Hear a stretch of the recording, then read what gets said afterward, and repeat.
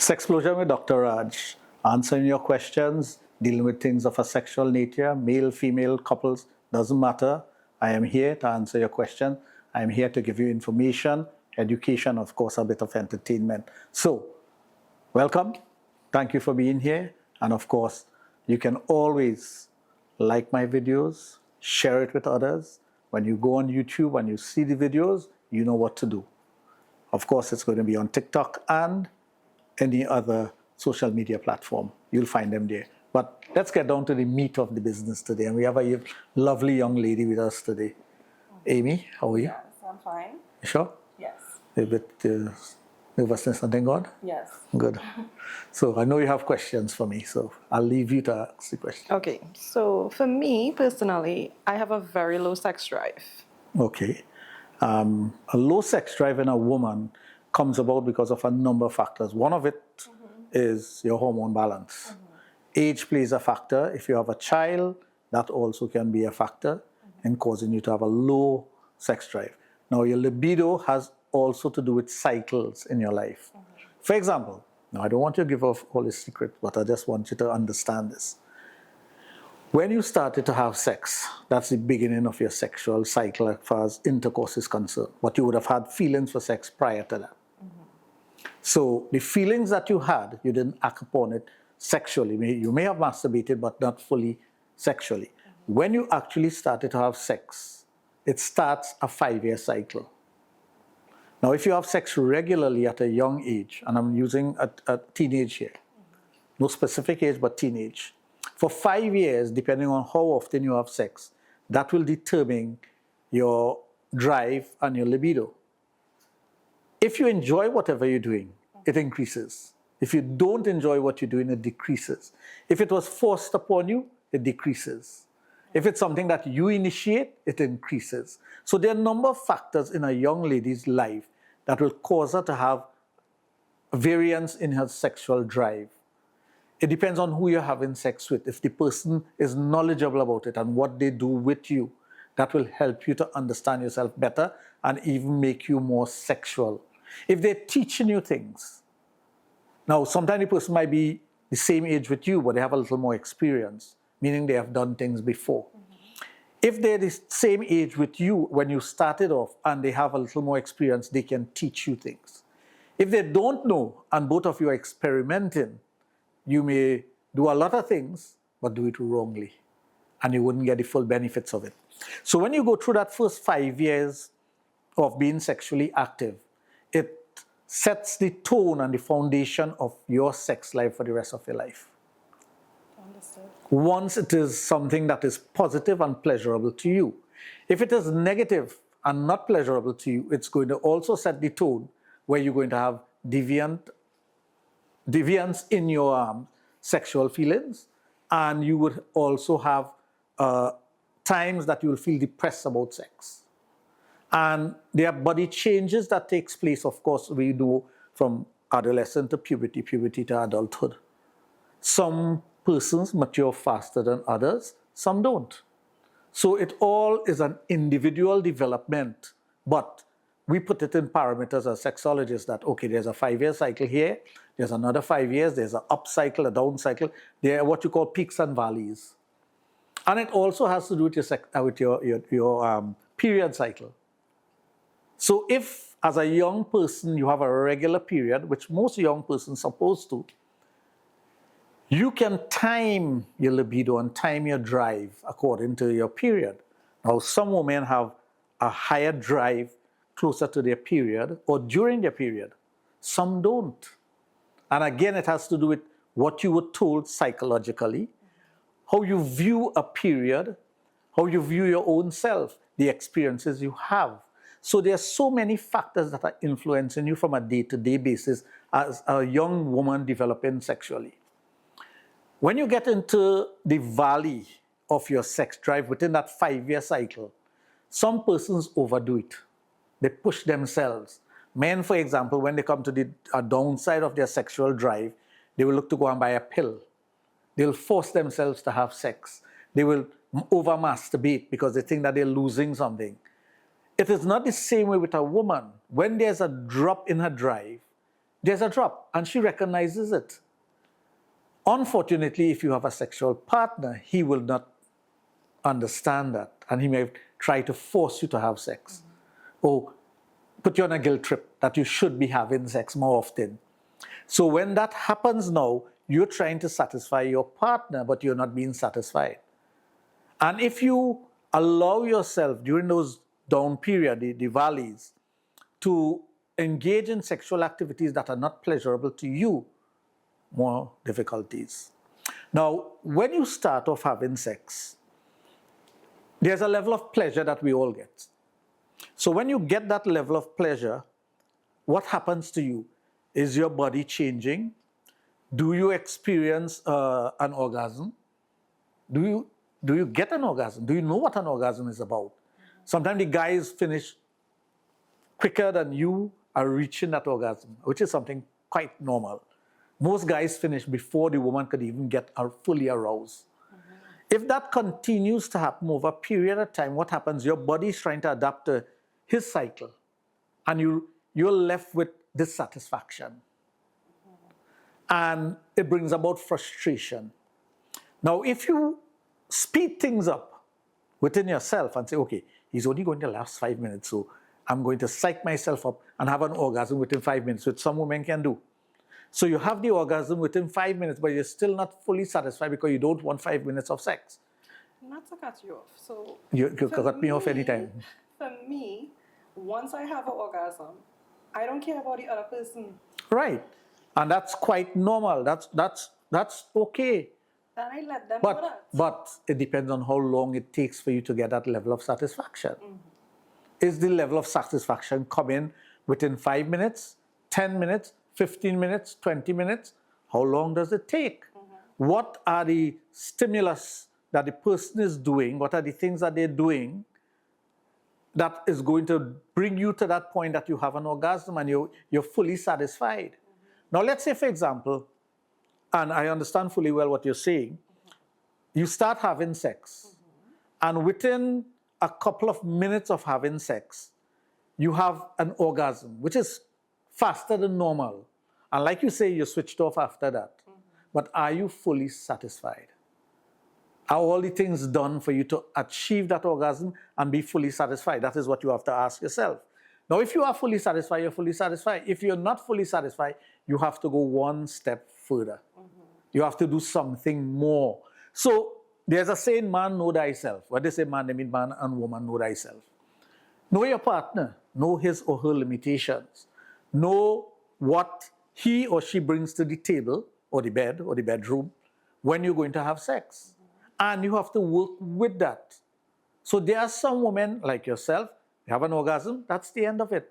Don't touch me, don't do this, don't do that. It's just like when a guy ejaculates, he doesn't want you touching him. He don't want you stimulating him sexually because it becomes irritable. It's irritating. It's the same thing with some women. Now, there are women who are insatiable. They can have many orgasms, one after the other, like a machine gun. And what they call the one shot or the multiple orgasmic. And if she's multiple orgasmic, she has expectation. So if he has ejaculated and he's done, she's still there with the need to get that level of satisfaction. So there are so many factors that affect a person when they're having intercourse. You have to understand what it is you need, how long it's going to take you to actually enjoy sex, and if your partner is going to do the things that you need to. And those are the important factors.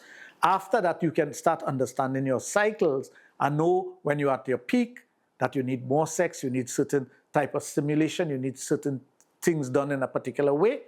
Fine, have the discussion with your partner. If you're unable to have the discussion with your partner and it's a one-night stand or it's a quickie, that's something different. There are some women who get off on a quickie also. Okay.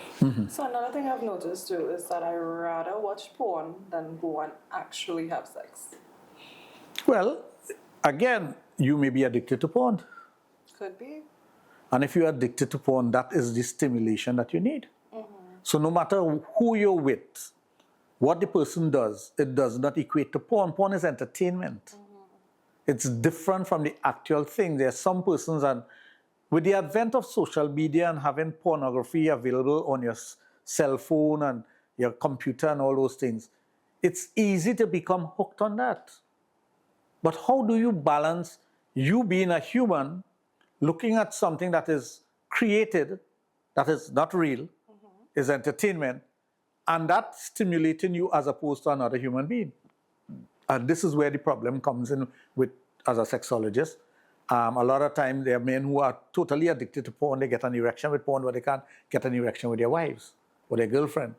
And they're wondering why. How would you help that situation? Well, in a situation like that, you have to listen to what they are saying. You have to get into all the details of what they are bringing forward to you, and then you start decoding it. And in decoding it, you're trying to get them to do things in a particular way. But that takes time, it takes effort, it takes, a lot of times persons say, I think I'm addicted to porn. What do I do to get over it? And they think that there is a magic solution that's going to change this within a day. It's not. Because it took you years to become addicted to the porn. How can you reverse that in a day? It cannot be done. So if you understand each individual and their need for that gratification that comes from pornography, then you start putting different things in place. You start working with the individual to do homework, a lot of homework to change things up. But it's not going to change up overnight. Understood.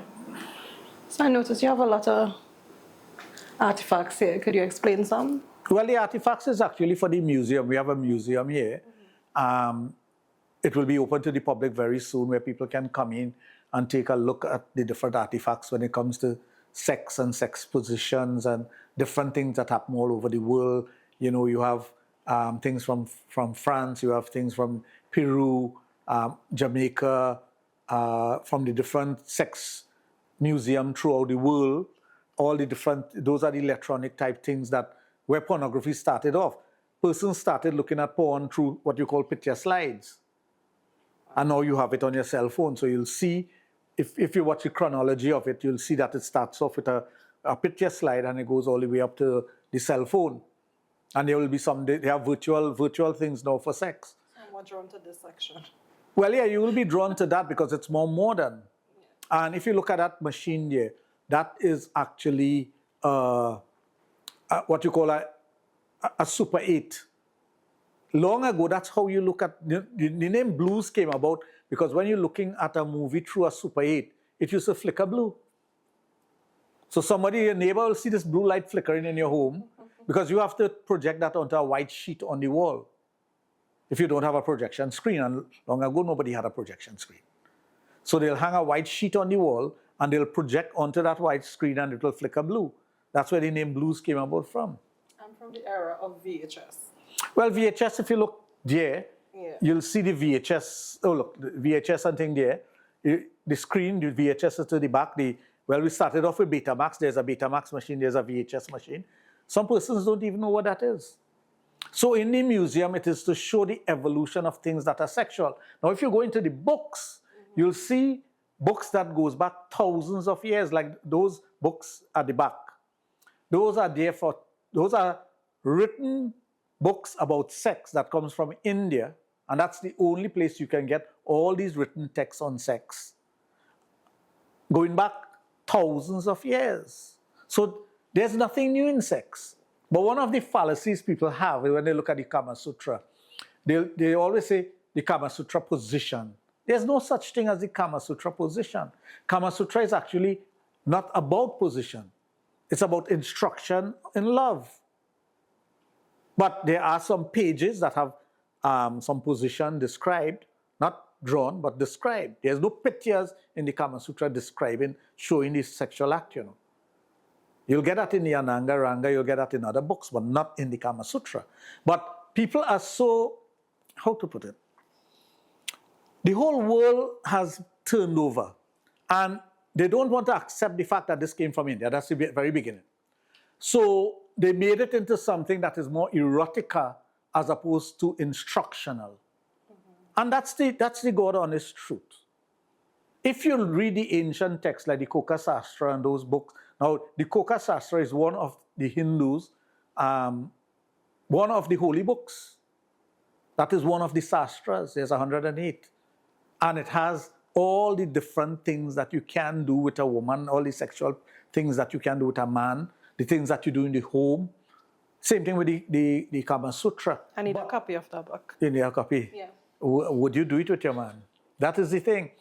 Sometimes persons will say, I want to read the Kama Sutra, but it's very difficult to understand it.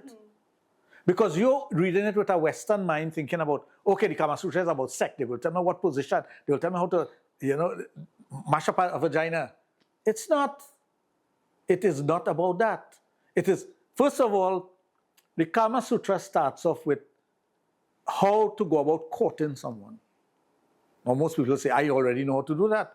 But do you know how to do it based on the instructions that they have out there? One of the things I always remember from reading the Kama Sutra, and this was when I first read it, I was about 13 years of age, is never send a message to a woman with a friend. Never do that. Because she's going to hear your words through the voice of someone else. And it's going to create an impact in her mind. All it is your words, the words that she's hearing, the voice that she's hearing is the friend voice. So it comes like the friend is saying it to her.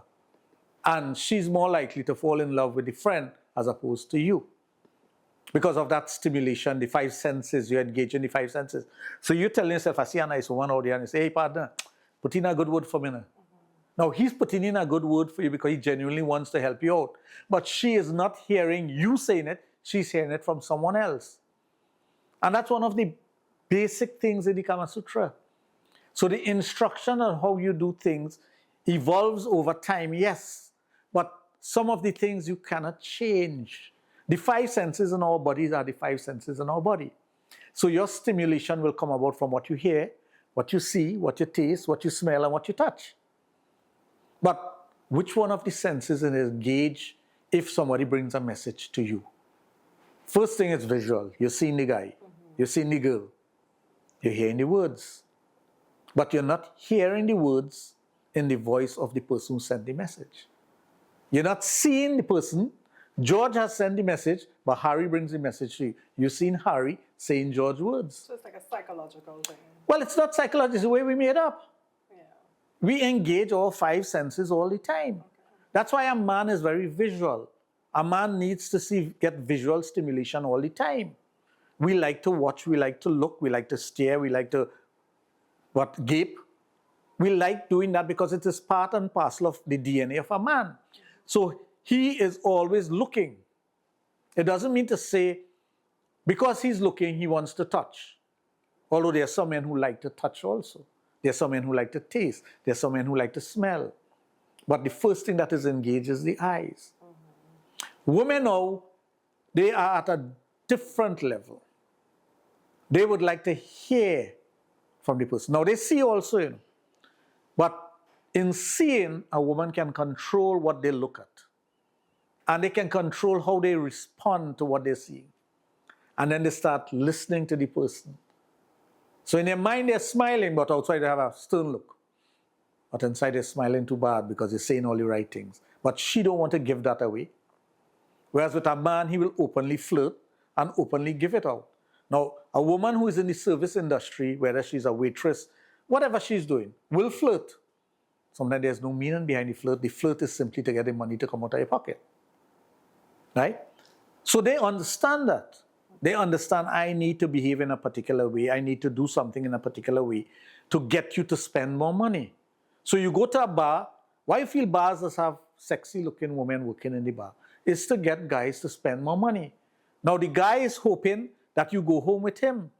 But 99.9% of the time, she don't care about you once you step outside that line and you're going home. She don't care about you.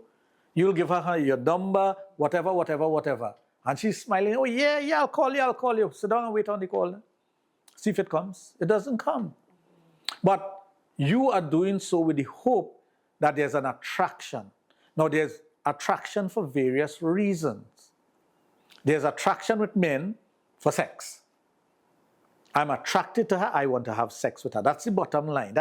You can twist it and turn it however you want, men are always interested in having sex with someone, whether it be same sex or opposite sex. It doesn't matter.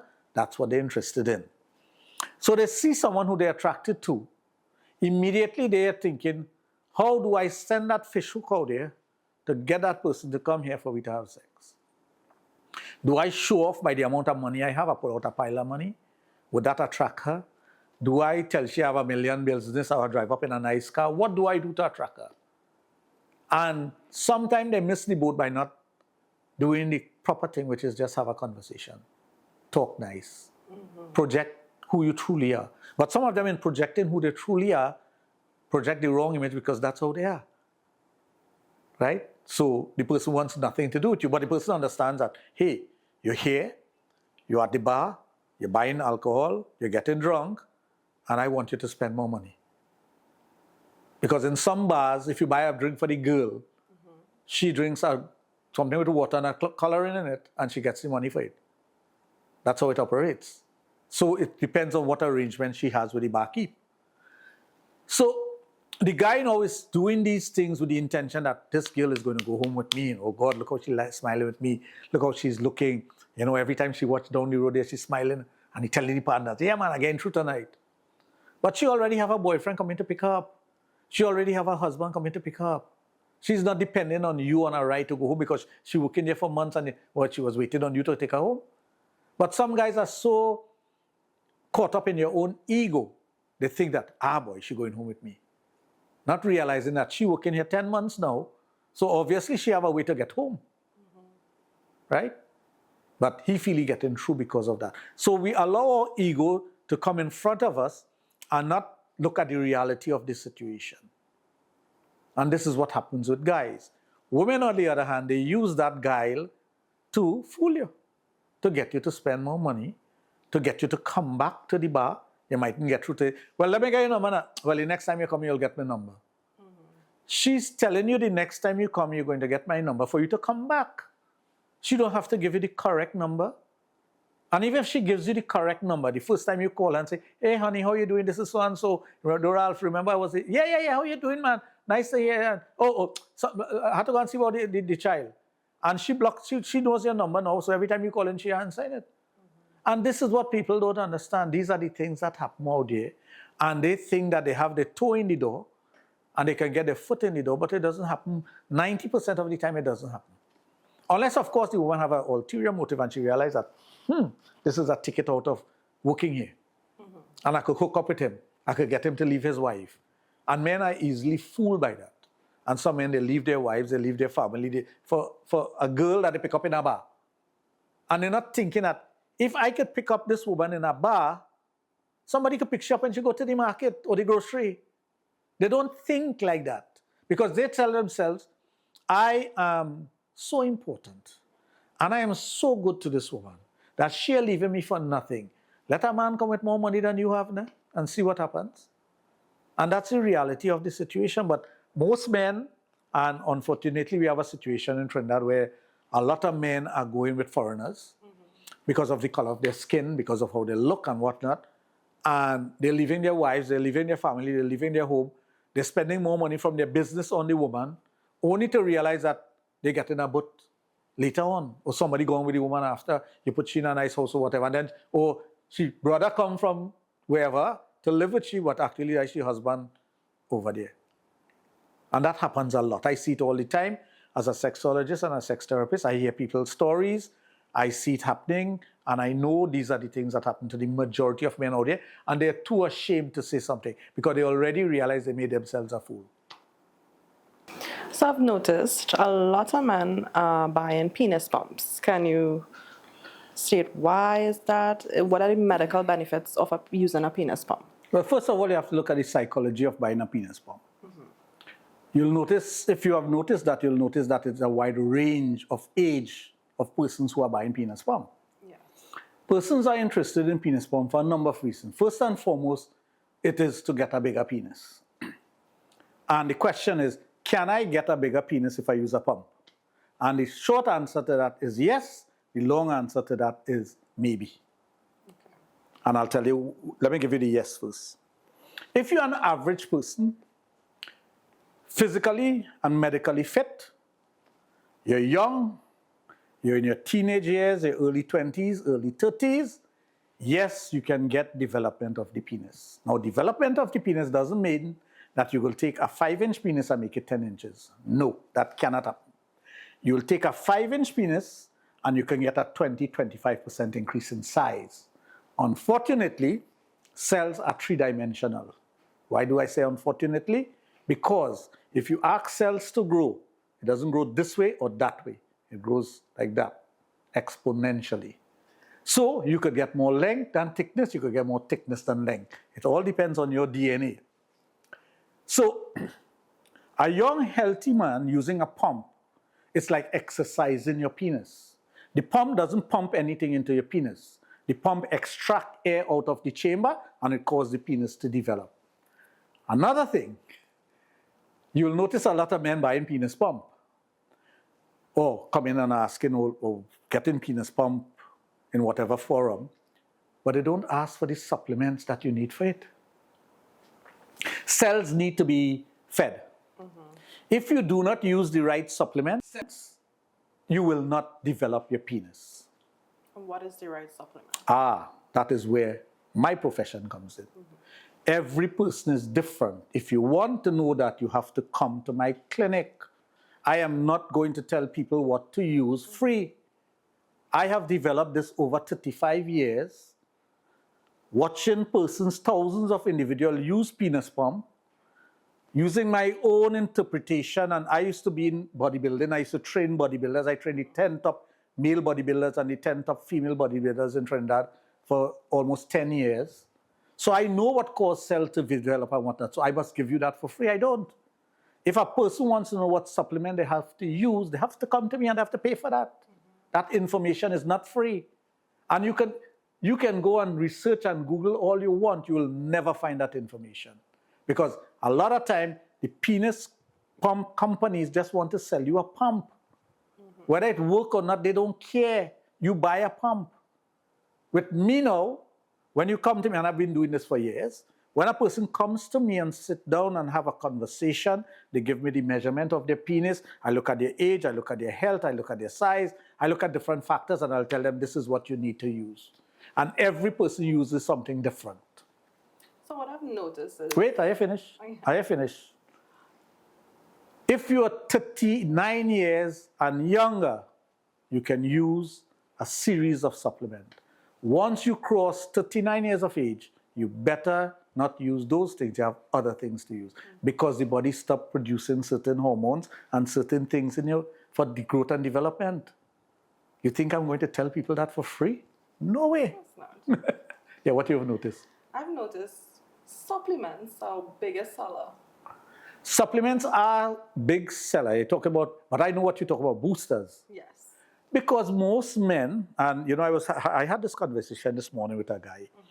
He's talking about the sexual prowess of his friend who comes to Trinidad every carnival and he picks up women left, right, and center and he's having sex. I say, yes, but all he's using is boosters to have sex. He's not having sex naturally. Well, I know that for a fact because he tried to sell me some of the boosters that he come to the country with. And I'm like, if you need a booster to have sex, something wrong with you. But he doesn't see it that way.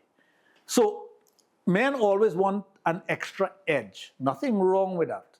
But once you become dependent on a tablet to do what is natural, something is wrong with it. So supplements can work positively for you. Now, let's reverse. A lot of men in Trinidad, 70% of the men in Trinidad from teenage to 90 years of age have sexual dysfunction. 70%. And I can say that with conviction because it's the same all over the world. The problem we have in Trinidad is we have it a little higher because of our lifestyle, because of the foods that we eat, and because of the things that we like to do. We like to burn the candles at both ends. We like to lime, we like to drink, we don't like to sleep. We don't like to eat healthy. So when you start doing those things, you affect your hormone level, you affect your ability to sustain an erection. So you need a booster. But if you start using a booster at a young age, and I've seen 18-year-olds going to pharmacies and asking for a booster. Why would you need a booster at 18 years of age? At 18 years of age, if the breeze blow hard, you're supposed to get an erection. If you see a sexy woman, you're supposed to get an erection. And some people believe that if I use a supplement, it's going to make me last longer. Sorry. Sorry. The PC muscle does not react to supplements. And the PC muscle is what controls your ejaculation. And again, I have the secret how to control your PC muscle. I'll give you a story. When I was in high school, I was about 13, 14 years of age. I realized that you need to last longer. I had read the Kama Sutra 3 times. I read Xavier Hollander book, The Happy Hooker, and some other book, something penis. I can't remember the name offhand. And I wrote a paper on how to do exercise to last longer. And I used to sell, it was 2 sides of a copybook page on the inside. So it's 4 pages. And I used to sell that in school. And fellas used to go and learn, and they used to meet me in the corridor and say, hey boy, that thing real work. I lasted longer, I could control it. So in my development as a sexologist over the years, when I went away to study when I was in university, I continued to sell these things to guys. And it is one of the programs that we use at the Adult Therapy Center to teach guys how to last longer. I'm not going to give away that for free. I developed that. I sat down and months of experimenting and doing things and writing and doing all the right things to get that information. So a pill does not allow you to stay longer or give you the ability to control your PC muscle. The exercise and learning how to control that PC muscle. Now you see a lot of advertisement for Kegel exercise and whatnot all over the place. To tell you the God honest truth, it doesn't work because it does not address the main factors. 1, it does not address the age disparity that you have. It doesn't address those things. It's something that somebody just wants to put out there and say, this does work. It does not work that way. So over the years, and I've aged from 13, I'm now 62, 61 or 62? 62 this year, right. I lost count. And things changes. So the program change as you go along for the person who is 15 to 25, the person who is 25 to 35, and so you go down the line until 65, 70. And I have older men who come for the same program. So yes, people like to use booster, and there's nothing wrong with using the right booster. There are some boosters that can cause harm to you, depending on if you have a medical condition. So you have to be very careful what you're using and how you go about using it. And that's the God honest truth. So another thing I've noticed is that a lot of people with diabetes, they have erection problems. Yeah, well, because with diabetes, a circulatory problem. Massages help the blood flow. Yes, massages is always an important and integral part of a person's overall health. If you are a sportsman, you need to get massages, again for circulation, for muscle aches and pain. Same thing with diabetes. If you look at a diabetic person and you look at their hands, you will see like the skin falling off their bones. Why is that? Because they're not massaging, they're not doing the right things, they're not eating healthy. So you can look at their face and tell that they have diabetes. How come some persons you can look at them and say, he looking sick, boy. And next person may have the same illnesses and they don't look like that. It's how you take care of your body. It's the same thing with a woman. A woman who's getting massage and facial and pedicure and manicure looks different from a woman who is not doing that.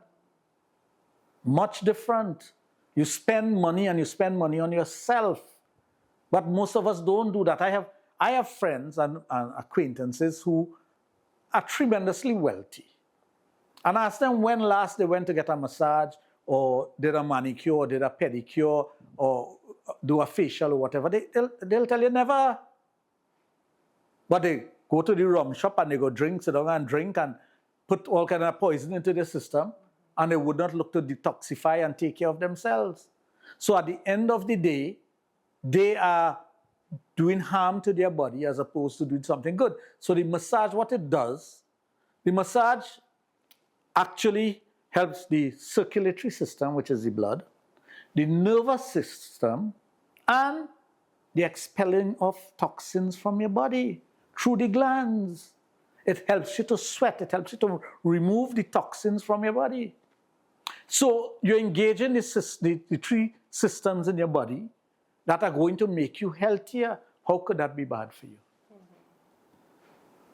Another thing we have is a lot of people complaining that after the COVID vaccine, they're just not going down, the doctor was going down. That's exact words from something. That is exactly what's happening. Yeah. The vaccine has caused a lot of men to become, to have sexual dysfunction, erectile dysfunction, a lot of women to lose their libido, their sex drive, they're dry, they don't enjoy sex anymore. That is one of the side effects of doing the vaccine, the jab. And I have spoken about that from the very first day for the end of the jab, because while the jab was being given, people will be calling me and say, Dr. Raj, I took the jab last week and here this now, this thing is getting up, I say, yes, it's happening to everybody. So, but not only that, now you're hearing about heart attacks, blood clot, lung problem, cancer, you name it, from the jab. And we can say it openly now because it is factual information coming out there. And some of the vaccines that were given are banned now.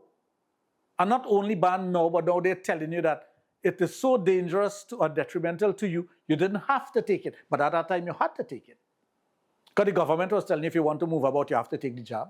If you want to fly on an aircraft, you have to take the jab. If you want to work, you have to take the jab. And now they're telling you you're bound to take it. So you see, that is how confusing this world has become.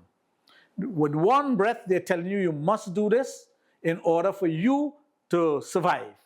And in the other breath, people not surviving. And unfortunately, that's where we are. And we are trying our best to help those who have sexual dysfunction, erectile dysfunction, women who they just don't feel for sex anymore, right? They're lethargic. They have all the symptoms of a poor sexual health, and they just don't know why. And I guess it has also to do with the change, the stress, the things that happened during COVID. It has to do that. There's a psychological effect. There's a physical effect. I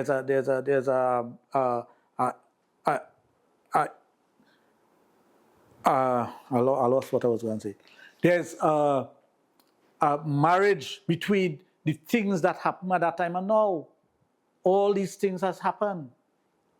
And we are in a state of confusion. Okay, so I explained I have a low libido. How do I get the help? Well, basically for women, it's much different than men. First of all, you have to admit you have a problem. Okay. Secondly, you have to give me a call. Give my office a call, make an appointment. Most of the men who come to my clinic, they're sent by their wives and girlfriends, and they tell me, my wife tells me, if I go by Dr. Raj, don't bother to even sleep with her. And that's a fact. So I will say a lot of men, they're encouraged by their spouse to come. Women, on the other hand, they're not encouraged by their male counterpart to do that, because some of the men will say, I don't want you to want sex, something, I don't want you to go by Dr. Raj, things like that. You must want to take care of your sexual health. Seek out that help. Call my office, make an appointment, come in and see me. And we would find out what's wrong with you in particular, because every person is different. And once we can pinpoint what you need to do, it's for you and you alone. Because the factors that are going to affect your treatment will be your age, your sexual compatibility with your partner. And when I say sexual compatibility, if your partner is abusive towards you, you don't want to have sex with him. But at the same time, you want to have sex. You want to have the feelings for sex. So we have to fix that. So there are many factors when you're dealing with a client that you have to look at. And women are a special case, because there are a number of things that happen in the home that affects a woman's libido. Your husband is in traffic and he stops by the bar and he comes home halfway drunk. That affects her libido. He just demands sex whenever he could get a halfway erection. Too chuk and he done. That affects libido. Right? Age, having a child, having grandchildren, all those things psychologically affects a woman, because she's now a mother, a grandmother. She don't think that she should be thinking about sex. Some of them just give up on sex because they never got satisfaction from sex.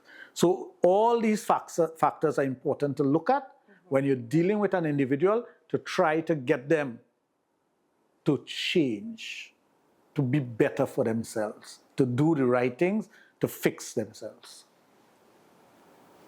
Well, we have come to the end of another edition of Sexplosion on YouTube. For those of you who are on my YouTube channel, you'll get to see it. For those of you who are not, and you're looking at the TikToks, you're looking at the Instagram, and you want to know how to get onto my channel, just go to Dr. Raj, the sexologist, one word, DrRajThesexologist. Dr. Raj, the sexologist.